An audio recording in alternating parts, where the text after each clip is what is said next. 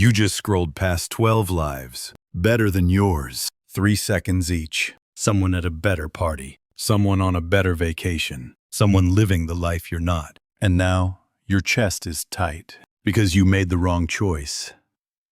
Again. Stayed home when you should have gone out. Went out when you should have stayed home. Chose this when you should have chosen that. Life is happening somewhere else. To everyone else. And you're here, watching. You call this fear of missing out. Like it's about parties. Like it's about being in the right place. Martin Heidegger would laugh at that, then tell you something that will crack you open. Your FOMO isn't about missing experiences. It's about missing your own life, your own existence. And underneath that, the terror that you're going to die, without ever having actually lived. Once you understand what Heidegger saw about death and existence, your phone will never feel the same. Let me show you what's really happening. Every time you feel FOMO, think about what just happened. You saw an image, someone at a concert, a restaurant, a beach. For exactly 3 seconds, you felt it. That sinking in your stomach, that hollow ache in your chest. What is that feeling? You think it's envy. You think it's comparison. You think it's wanting what they have. Heidegger would say you're close, but you're missing something deeper. That feeling isn't about their life. It's about your death. In 1927, Heidegger published Being and Time, 600 pages of dense German philosophy. That changed everything. He asked one simple question. What does it mean to exist? Not what do we know? Not what should we do? What does it mean to be? And he discovered something terrifying. Most people never actually exist. They live their entire lives without ever truly being. They're what Heidegger called das Man, the they. Living according to what they do, what they think, what they expect. Sound familiar? Every time you scroll, you're checking what they're doing, where they're going, what experiences they're having, and your FOMO kicks in because you're not doing what they're doing. If you're feeling this in your bones right now, subscribe, because what Heidegger reveals next about death and authenticity will change how you see every choice you make. Hit like if you've ever felt life passing you by while scrolling through other people's lives. Here's what Heidegger saw that no one else did. Humans are the only beings who know they're going to die. Animals die, but they don't spend their lives knowing it. A deer doesn't wake up thinking, someday I won't exist. But you do, every single day. Even when you're not thinking about it, especially when you're not thinking about it. That knowledge is always there. Heidegger called it being toward death. Your existence is always moving toward its end. Every moment brings you closer. Most people can't handle this, so they run from it. How? By living like everyone else, doing what they do, wanting what they want, going where they go. If you're just living like everyone else, then your death doesn't matter, right? You're interchangeable, replaceable. Your unique existence doesn't have to be confronted. This is what Heidegger called inauthentic existence. Not living your life, living their life. And here's where it connects to your FOMO. Every time you feel it, you're not actually afraid of missing an event. You're afraid of missing your life. Because somewhere, deep down, you know, you're not living authentically. You're just doing what they do. And one day, you'll die, having lived like everyone else. Never having actually lived. That's what you're really afraid of. Let me show you how this plays out. Saturday night, you have 3 options.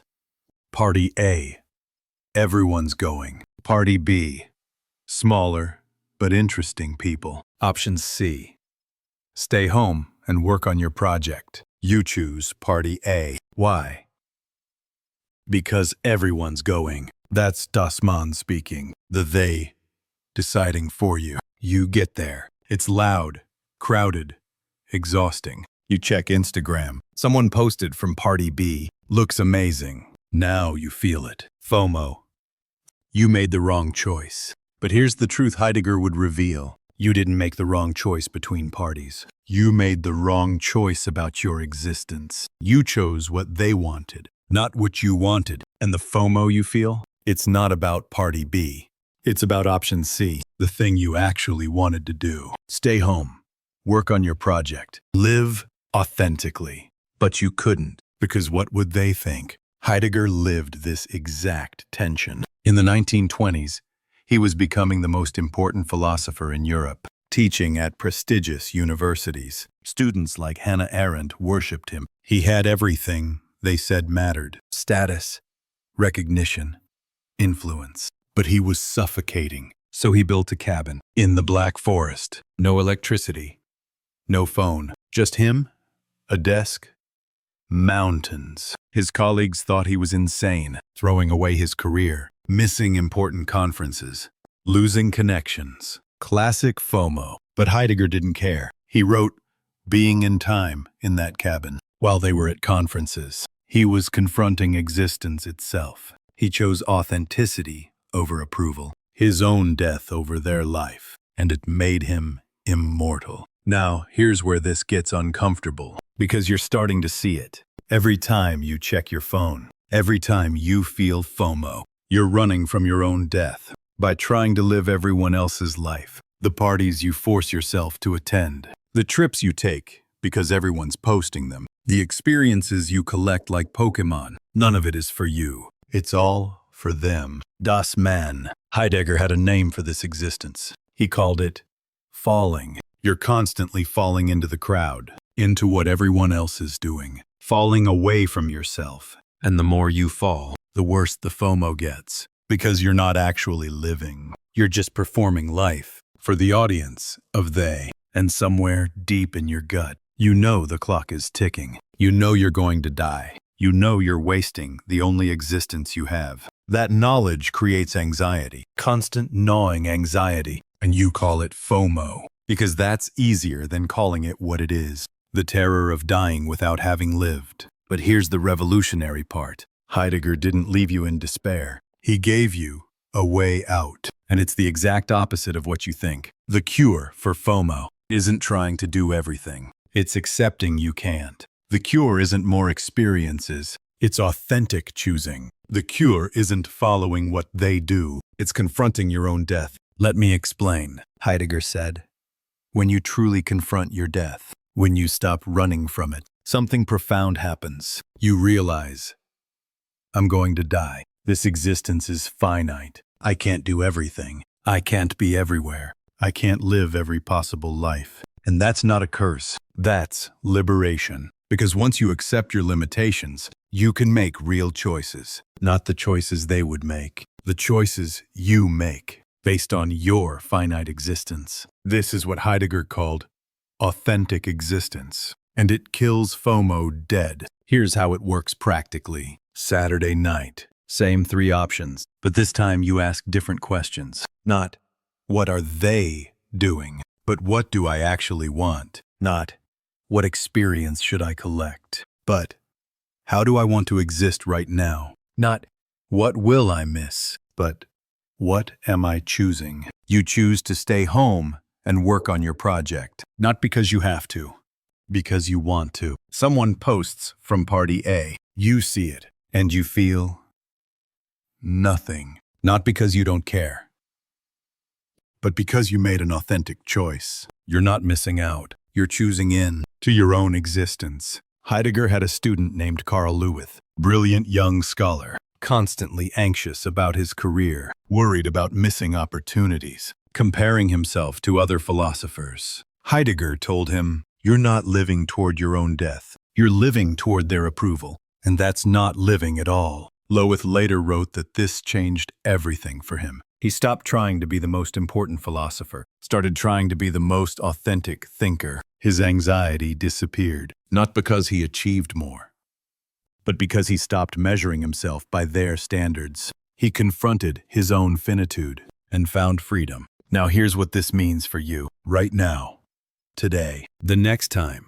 you feel FOMO, don't try to fix it by doing more. Don't try to be in 2 places at once. Don't scroll faster to catch up. Instead, stop. Ask yourself, am I afraid of missing this experience? Or am I afraid of missing my own life? If it's the second one, then the experience doesn't matter. What matters is the choice. Are you choosing authentically? Or are you choosing what they would choose? Heidegger said it perfectly. The they prescribes one's state of mind and determines what and how one sees. They tell you what to want, what to fear missing, what matters and what doesn't. Your FOMO is their voice in your head, not yours. So here's your assignment from Heidegger. For the next week, every time you feel FOMO, stop and write down, what am I actually afraid of missing?